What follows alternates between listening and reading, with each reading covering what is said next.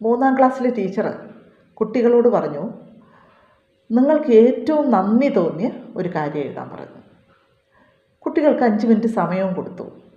ഓരോ കുട്ടിയും ഓരോ തരത്തിൽ കാര്യങ്ങൾ എഴുതി. അവസാനം എഴുതി കൊണ്ടുവന്നവൻ്റെ പേപ്പറിൽ ഒന്നും എഴുതിയിട്ടില്ല. അവനൊരു കൈയുടെ ചിത്രം മാത്രമാണ് വരച്ചിരിക്കുന്നത്.